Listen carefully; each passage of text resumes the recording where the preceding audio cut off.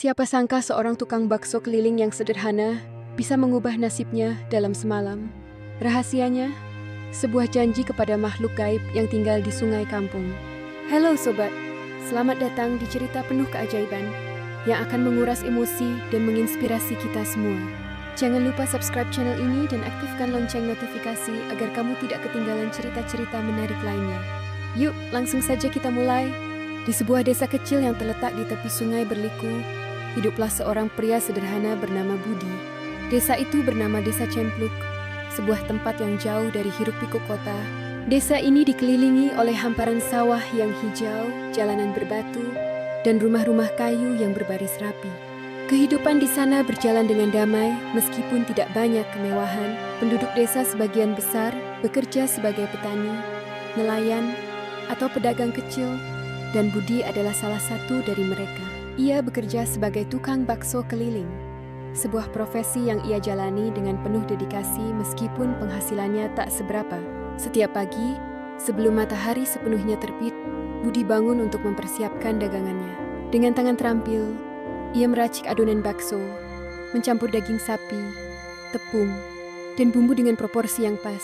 Suara palu penumbuk daging sering terdengar dari dapurnya yang sederhana, menjadi semacam alam pagi bagi tetangga-tetangganya. Gerobak baksonya adalah benda paling berharga yang ia miliki. Meskipun sudah tua dan berkarat di beberapa bagian, Budi selalu memastikan gerobaknya bersih dan layak untuk digunakan. Ia mengecatnya ulang setiap beberapa bulan, meskipun cat biru yang ia gunakan tak pernah bertahan lama. Di atas gerobak itu ada tulisan sederhana yang berbunyi, "Bakso Mang Budi, murah, lezat, dan halal." Tulisan itu sudah memudar, tetapi tetap menjadi simbol kegigihan Budi dalam menjalani hidupnya. Setiap hari, Budi mendorong gerobaknya menyusuri jalan-jalan desa yang terkadang becek dan penuh genangan air setelah hujan. Ia mengenakan seragam khasnya, yaitu kaos putih lusuh, celana pendek coklat, dan topi anyaman bambu yang melindunginya dari terik matahari. Di sepanjang perjalanan, ia bersiul kecil atau bersenandung lagu-lagu lama yang ia dengar dari radio bututnya. Suara khas tok-tok-tok dari kayu pemukul yang ia gunakan untuk memanggil pelanggan menjadi irama akrab di telinga warga desa. Setiap mendengar suara itu, anak-anak kecil sering berlari keluar dari rumah mereka, berseru kegirangan, "Bakso, bakso!" Namun, di balik senyum yang selalu ia tampilkan kepada pelanggannya, ada beban yang Budi simpan rapat-rapat. Ia adalah tulang punggung keluarganya, merawat seorang ibu yang sudah tua dan sering sakit-sakitan. Kehidupan mereka sangat bergantung pada penghasilan Budi yang pas-pasan. Setiap malam, ia selalu menghitung reseh demi reseh dari penjualan hari itu, berharap cukup untuk membeli beras, sayur, dan obat-obatan untuk ibunya. "Aku harus kuat," gumamnya dalam hati. "Kalau bukan aku, siapa lagi yang bisa menjaga ibu?" Malam itu, setelah menyelesaikan rutinitasnya, Budi merasa sangat lelah. Ia duduk di depan rumah kecilnya yang terbuat dari papan kayu, memandang ke arah langit malam yang gelap. Bintang-bintang bertaburan, tetapi cahaya mereka terasa terlalu jauh untuk menghibur hatinya yang galau. Ia memikirkan bagaimana kehidupannya akan terus seperti ini jika tidak ada perubahan. "Kapan ya hidupku berubah?" gumam Budi sambil menggoyangkan kakinya yang terasa pegal. "Aku ingin membahagiakan ibu, setidaknya sebelum usianya semakin tua." Namun, di dalam hatinya, Budi tahu bahwa keinginan itu seperti mimpi yang sulit diraih. Ia hanya seorang tukang bakso, tanpa pendidikan tinggi atau keterampilan lain yang bisa memberinya kesempatan lebih baik. Meski begitu, ia tidak pernah menyerah. Setiap hari ia berdoa kepada Tuhan, memohon agar diberikan jalan keluar dari kemiskinan ini. "Tuhan, kalau memang ada cara untuk mengubah nasibku, tolong tunjukkan padaku." Doanya malam itu dengan air mata yang tak sengaja menetes. Pagi berikutnya, setelah menyelesaikan rutinitas menjual bakso, Budi merasa ingin beristirahat sejenak di dekat sungai yang mengalir di tepi desa. Sungai itu adalah tempat favoritnya untuk melepas penat. Ia sering duduk di bawah pohon besar yang tumbuh di tepiannya, menikmati suara gemericik air yang menenangkan. Hari itu, saat ia duduk di sana, sesuatu yang aneh menarik perhatiannya. Di kejauhan, ia melihat sesuatu yang berkilauan di permukaan air. Awalnya, ia berpikir itu hanya pantulan sinar matahari, tetapi ketika ia melihat lebih dekat, Benda itu tampak bergerak. Apa itu? Tanya Budi pada dirinya sendiri. Rasa penasaran mendorongnya untuk mendekat, meskipun perasaannya bercampur antara penasaran dan takut.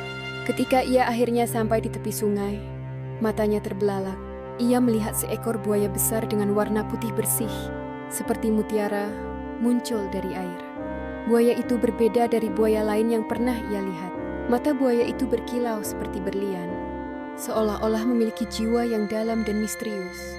Budi merasa tubuhnya gemetar. Ia ingin lari, tetapi kakinya seperti terpaku di tempat. Buaya itu menggerakkan kepalanya, menatap langsung ke mata Budi. Ada sesuatu dalam tatapan itu yang membuat Budi tidak bisa berpaling. "Jangan takut," tiba-tiba terdengar suara berat, tetapi menenangkan. Budi melirik ke sekeliling, mencari siapa yang berbicara, tetapi tidak ada orang di sana. "Di sini, di depanmu," suara itu terdengar lagi. Dengan gemetar, Budi menyadari bahwa suara itu berasal dari buaya putih yang ada di depannya. "Siapa? Siapa kamu?" tanya Budi dengan suara bergetar. "Aku adalah penjaga sungai ini," jawab buaya itu. Matanya tetap memandang Budi tanpa berkedip. "Aku tahu namamu, Budi. Aku juga tahu semua keinginanmu yang engkau pendam di hati." Budi semakin bingung dan takut. Bagaimana mungkin seekor buaya tahu namanya dan keinginannya? Namun, di saat yang sama, ada sesuatu dalam suara buaya itu yang membuat Budi merasa sedikit tenang. "Apa yang kamu inginkan dariku?" tanya Budi. Suaranya nyaris tak terdengar. Buaya itu tersenyum, atau setidaknya itulah yang Budi pikirkan. "Aku di sini bukan untuk mengambil darimu, Budi. Aku di sini untuk menawarkan sesuatu yang bisa mengubah hidupmu selamanya." Budi berdiri mematung di tepi sungai, berhadapan dengan buaya putih yang aneh itu. Tubuhnya gemetar, bukan hanya karena ketakutan, tetapi juga karena campuran rasa ingin tahu yang sulit ia jelaskan. Angin sepoi-sepoi menerpa wajahnya, membawa aroma basah dari air sungai. Saat itu, suara berat namun menenangkan kembali terdengar, mengalun seperti nyanyian yang datang dari kedalaman bumi. "Aku tahu beban yang kau pikul, Budi," kata buaya itu. "Aku tahu kau bekerja keras untuk ibumu yang kau cintai." Budi tertegun. Bagaimana mungkin seekor buaya mengetahui tentang hidupnya? Ia mencoba berkata-kata, tetapi hanya gumaman tak jelas yang keluar dari mulutnya. "Apakah ini mimpi?" pikir Budi sambil mencubit lengannya sendiri. Tapi rasa sakit kecil itu membuktikan bahwa apa yang ia alami nyata. Siapa kamu sebenarnya?" tanyanya. Suaranya masih bergetar. Ia merasa ada sesuatu yang luar biasa terjadi. Sesuatu yang jauh di luar nalar manusia. Buaya itu mendekat, tetapi gerakannya begitu lembut hingga tak membuat riak besar di air. "Aku adalah penjaga sungai ini," jawab buaya itu dengan nada yang dalam dan penuh kewibawaan. "Aku telah berada di sini selama ratusan tahun, mengamati manusia datang dan pergi, hidup dan mati. Kau, Budi, berbeda. Ada sesuatu dalam dirimu yang membuatku tertarik." Budi merasa tubuhnya kaku seperti batu. "Penjaga sungai? Ratusan tahun?" Kata-kata buaya itu terasa seperti dongeng, tetapi kehadirannya terlalu nyata untuk diabaikan. "Kenapa aku? Aku hanya tukang bakso keliling," kata Budi dengan suara rendah, hampir seperti berbicara pada dirinya sendiri. Namun buaya itu mendengar. "Tidak ada yang hanya, Budi," jawab buaya itu dengan tegas.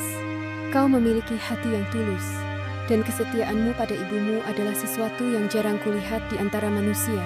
Buaya itu berhenti sejenak, matanya yang berkilauan seperti berlian menatap dalam ke arah Budi.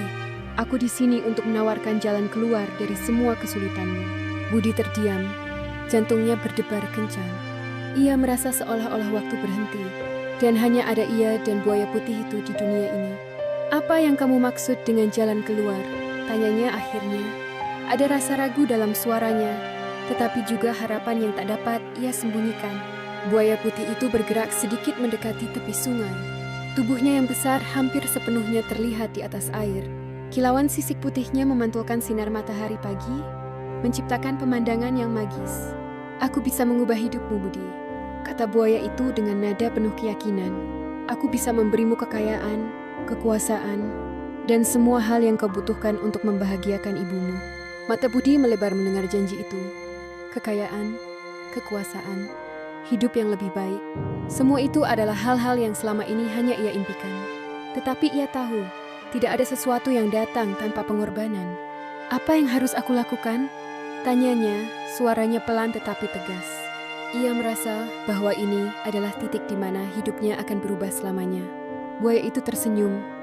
Setidaknya itulah yang Budi pikirkan dari cara mulutnya sedikit terbuka. Kau harus membuat janji denganku, kata buaya itu. Janji yang akan mengikat kita selamanya. Kau akan mendapatkan semua yang engkau inginkan, tetapi kau harus setia padaku. Janji? Budi merasa pikirannya berputar. Bagaimana mungkin ia membuat janji dengan seekor buaya? Tetapi di dalam hatinya, ia tahu bahwa buaya ini bukan makhluk biasa. Ada aura magis yang mengelilinginya, sesuatu yang membuat Budi merasa bahwa ia tidak bisa menolak tawaran ini. Namun, ia juga tahu bahwa keputusan ini akan membawa konsekuensi besar. Aku tidak mengerti, kata Budi akhirnya, suaranya terdengar lelah dan bingung. Apa maksudmu dengan setia padamu? Buaya itu menggerakkan ekornya perlahan, menciptakan riak kecil di permukaan air. Itu berarti engkau harus menerima aku sebagai bagian dari hidupmu, jawab buaya itu dengan tenang. Aku akan menjadi pasanganmu, pelindungmu, dan pemberi rezekimu. Kau tidak boleh meninggalkan aku, apapun yang terjadi. Kata-kata itu membuat Budi semakin bingung. Pasangan, bagaimana mungkin seorang manusia bisa menjadi pasangan seekor buaya? Tetapi di saat yang sama, ia merasa ada daya tarik aneh yang memikatnya. Mungkin itu adalah kekuatan magis buaya putih itu, atau mungkin harapan akan kehidupan yang lebih baik bagi dirinya dan ibunya. Setelah beberapa saat yang terasa seperti keabadian, Budi akhirnya mengambil napas dalam-dalam. Baiklah, katanya dengan suara pelan namun tegas. Aku setuju. Kata-kata itu keluar dari mulutnya sebelum ia sepenuhnya memahami apa yang baru saja ia lakukan. Buaya putih itu menatapnya dengan mata yang tampak bersinar lebih terang. Kau membuat keputusan yang bijak, Budi, katanya dengan nada yang hampir terdengar seperti pujian. Sekarang, lompatlah ke sungai ini. Aku akan membawamu ke tempat di mana hidupmu akan berubah selamanya. Lompat, Budi merasa ragu sejenak. Tetapi ia tahu bahwa tidak ada jalan untuk mundur. Ia menatap sungai yang tenang, tetapi tampak seperti menyimpan misteri yang dalam. Dengan hati yang berdebar, ia melangkah maju, meninggalkan semua keraguan di belakangnya. Untuk ibu, gumamnya sebelum melompat ke dalam air. Ketika tubuhnya menyentuh air, dunia di sekitarnya berubah. Semua suara lenyap, digantikan oleh keheningan yang mencekam. Budi merasa seolah-olah ia sedang jatuh ke dalam kegelapan tanpa ujung. Tetapi di tengah kegelapan itu, ia melihat cahaya yang perlahan mendekat. Dan di sanalah, di bawah permukaan air sungai, ia melihat sesuatu yang tidak pernah ia bayangkan sebelumnya. Saat Budi membuka matanya, ia tidak lagi berada di sungai yang gelap dan dingin. Sebaliknya, ia mendapati dirinya berdiri di depan sebuah istana megah yang memancarkan cahaya keemasan. Istana itu terbuat dari batu permata yang memantulkan warna-warni seperti pelangi. Pilar-pilarnya menjulang tinggi, dihiasi ukiran berbentuk bunga teratai, dan pintunya terbuat dari kayu hitam yang halus berkilauan. Ia berdiri terpaku, tidak percaya dengan apa yang dilihatnya. Apakah ini surga? Gumamnya, setengah bertanya pada dirinya sendiri. Saat ia melangkah lebih dekat, pintu istana itu terbuka perlahan tanpa suara, seperti menyambut kehadirannya. Di dalam, suasananya bahkan lebih menakjubkan. Lantai istana terbuat dari marmer putih yang begitu bersih hingga ia bisa melihat bayangan dirinya. Lampu-lampu kristal menggantung di langit-langit, memancarkan cahaya lembut yang menerangi seluruh ruangan. Di tengah ruangan, ada takhta besar yang terbuat dari emas murni, dengan ukiran berbentuk naga dan bunga. Dan di atas takhta itu duduk seorang wanita yang begitu cantik hingga membuat Budi kehilangan kata-kata. Selamat datang, Budi, kata wanita itu dengan suara yang lembut namun penuh wibawa. Wajahnya berseri-seri seperti rembulan, dan matanya bersinar seperti bintang di langit malam. Ia mengenakan gaun berwarna putih berkilauan, dengan perhiasan mutiara yang menghiasi leher dan rambutnya. Aku adalah Dewi Nila, penguasa kerajaan ini. Lanjutnya sambil tersenyum, Budi merasa jantungnya berdetak kencang. Ia tidak tahu apakah ini nyata atau hanya mimpi yang aneh. Apa yang terjadi? Di mana aku? Tanyanya. Suaranya bergetar. Dewi Nila turun dari takhtanya dan mendekati Budi dengan langkah yang anggun. Kau berada di dunia bawah air, di kerajaanku, katanya. Aku adalah buaya putih yang kau temui di sungai tadi. Namun, ini adalah wujud asliku. Budi terkejut mendengar penjelasan itu. Ia menatap Dewi Nila dengan bingung. mencoba mencari penjelasan di balik semua ini. Tapi, bagaimana mungkin kau tadi seekor buaya dan sekarang kau seperti seorang dewi? Katanya dengan nada bingung. Dewi Nila tersenyum lembut. Aku adalah makhluk yang diberkahi dengan kemampuan untuk berubah wujud. Dalam bentuk buaya, aku melindungi sungai dan dunia manusia. Tetapi di sini, aku adalah penguasa yang sejati. Dan mulai sekarang, kau adalah bagian dari kerajaanku. Budi masih sulit mempercayai apa yang ia dengar.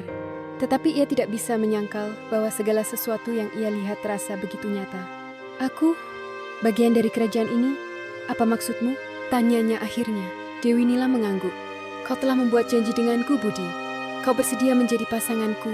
Dan sebagai imbalannya, aku akan memenuhi semua keinginanmu. Kekayaan, kemakmuran, kebahagiaan semua itu akan menjadi milikmu, katanya dengan nada penuh keyakinan. Budi merasakan harapan baru membuncah dalam hatinya. Kekayaan, kemakmuran, semua itu adalah hal-hal yang ia impikan selama ini. Tetapi di dalam hatinya, ia juga merasa ada sesuatu yang aneh. Ia tidak sepenuhnya memahami konsekuensi dari janji yang telah ia buat.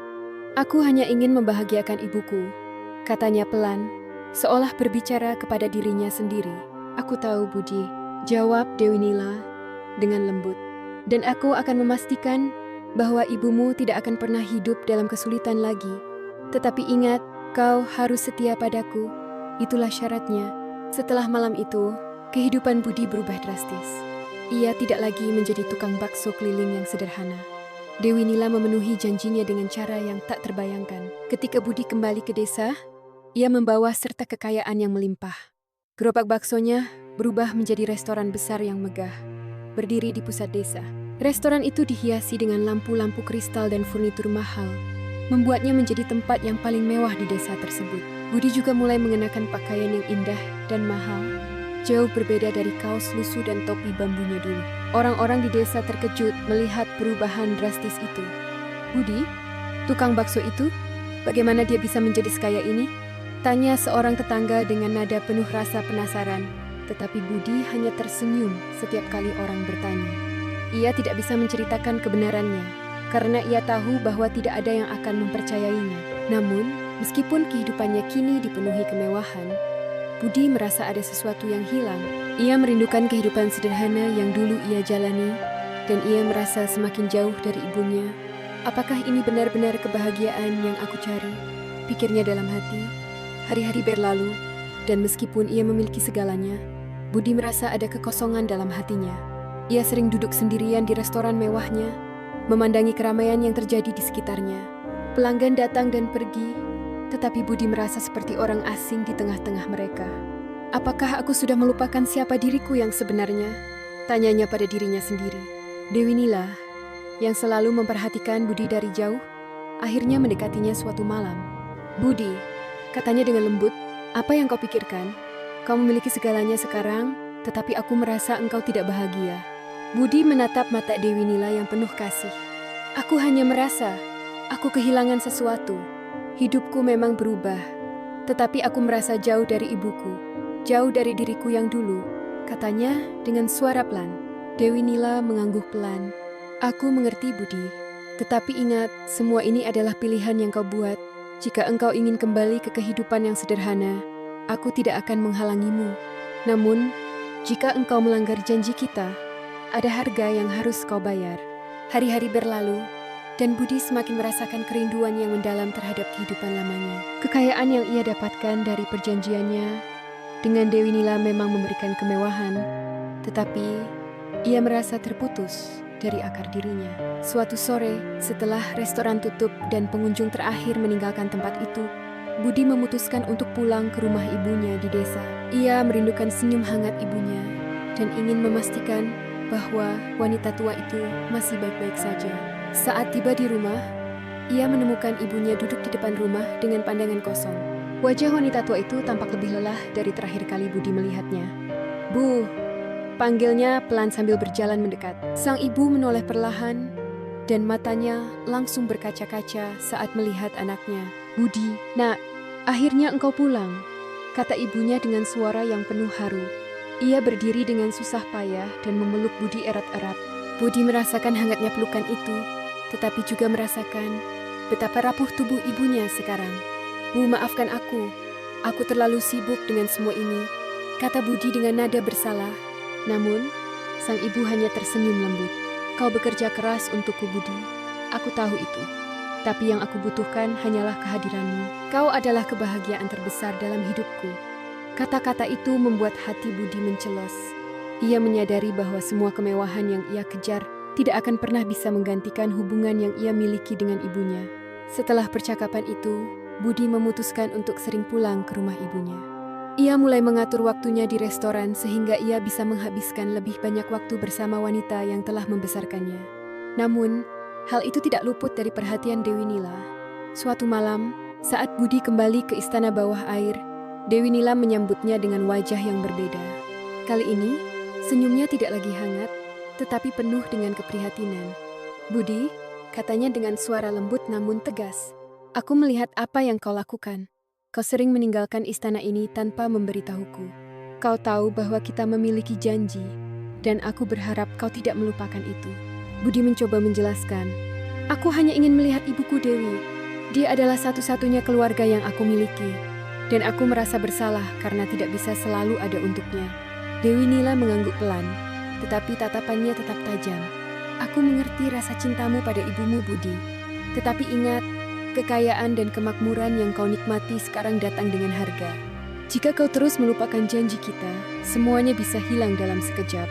Kata-kata itu terdengar seperti peringatan, tetapi Budi tidak terlalu memikirkannya. Ia merasa bahwa ia masih bisa mengelola segalanya tanpa melanggar janji yang ia buat. Namun, hubungan Budi dengan Dewi Nila semakin renggang seiring waktu. Budi merasa bahwa dunia manusia menariknya kembali, terutama karena kasih sayangnya kepada ibunya. Ia mulai sering menghabiskan malam di desa, bahkan terkadang menginap di rumah ibunya. Meskipun Dewi Nila tidak pernah langsung melarangnya, Budi tahu bahwa sang Dewi tidak menyukai hal itu. Warga desa mulai memperhatikan perubahan dalam diri Budi. Mereka, yang dulu hanya mendengar desas-desus tentang asal-usul kekayaannya, kini mulai bertanya-tanya lebih jauh. Hei Budi, kata seorang tetangga suatu hari, katanya kamu kawin sama buaya putih. Itu bener gak? Budi hanya tertawa kecil untuk menutupi kegugupannya. Ah, itu cuma cerita orang-orang yang suka mengarang. Jangan percaya hal seperti itu, jawabnya. Tetapi di dalam hatinya, ia tahu bahwa rumor itu tidak sepenuhnya salah. Seiring berjalannya waktu, Budi semakin larut dalam kehidupan desanya. Ia mulai merasa bahwa dirinya bisa hidup tanpa bantuan Dewi Nila. Ia bahkan mulai mempertimbangkan untuk membangun hubungan dengan seseorang di dunia manusia. Namun, ia lupa bahwa setiap tindakan yang ia ambil sedang diawasi oleh mata Dewi Nila yang semakin kecewa dengan sikap Budi. Puncaknya terjadi pada suatu malam ketika Budi membawa seorang wanita dari desa ke restorannya. Wanita itu adalah seorang pelanggan setia yang diam-diam menaruh hati pada Budi. Hubungan mereka yang awalnya hanya sebatas obrolan santai perlahan berkembang menjadi sesuatu yang lebih dalam. Wanita itu tampak anggun dengan senyumnya yang manis, dan Budi merasa nyaman berada di dekatnya. Malam itu, mereka makan malam bersama di restoran, tertawa dan berbincang seolah dunia hanya milik mereka berdua. Tetapi di tengah suasana yang bahagia itu, sungai di dekat desa mulai bergejolak hebat. Airnya meluap dan suara gemuruh terdengar hingga ke restoran. Para pelanggan yang berada di sana panik dan berlarian keluar, meninggalkan Budi dan wanita itu sendirian di dalam restoran. Tiba-tiba, pintu restoran terbuka dengan keras. Dan di sana berdiri Dewi Nila dalam wujud aslinya seekor buaya putih besar yang memancarkan aura kemarahan. Budi, suaranya menggema seperti petir yang menggelegar. Kau telah melupakan janji kita. Kau telah mengkhianati kepercayaan yang kuberikan padamu. Budi terdiam, wajahnya pucat pasi. Wanita yang bersamanya berteriak ketakutan dan berlari keluar dari restoran, meninggalkan Budi sendirian menghadapi kemarahan Dewi Nila. Aku tidak bermaksud melupakan janjiku, kata Budi dengan suara gemetar. Aku hanya ingin mencoba hidup normal. Dewi Nila mendekat, matanya yang bersinar penuh kemarahan. Normal? Apakah kau lupa bahwa semua yang kau miliki sekarang berasal dariku? Tanpa aku, kau tidak akan memiliki apa-apa, katanya dengan nada yang tajam. Dalam sekejap, segala sesuatu di sekitar Budi mulai berubah. Restoran megahnya mulai runtuh, berubah menjadi gerobak bakso tua yang dulu ia miliki. Pakaian mewah yang ia kenakan lenyap, digantikan oleh kaos lusuh dan celana pendek. Kekayaan yang ia kumpulkan selama ini hilang seperti angin yang berlalu. Mulai sekarang, kau kembali menjadi dirimu yang dulu, Budi, kata Dewi Nila sebelum menghilang ke dalam kegelapan malam. Kau akan belajar bahwa kebahagiaan sejati tidak datang dari kekayaan, tetapi dari hati yang setia. Budi berdiri di depan gerobaknya yang tua, merasa hancur tetapi juga sadar bahwa ia telah membuat kesalahan besar. Ia kembali menjadi tukang bakso keliling, tetapi kali ini ia membawa pelajaran berharga. Kebahagiaan sejati tidak bisa dibeli, dan janji yang dilanggar selalu membawa konsekuensi yang berat.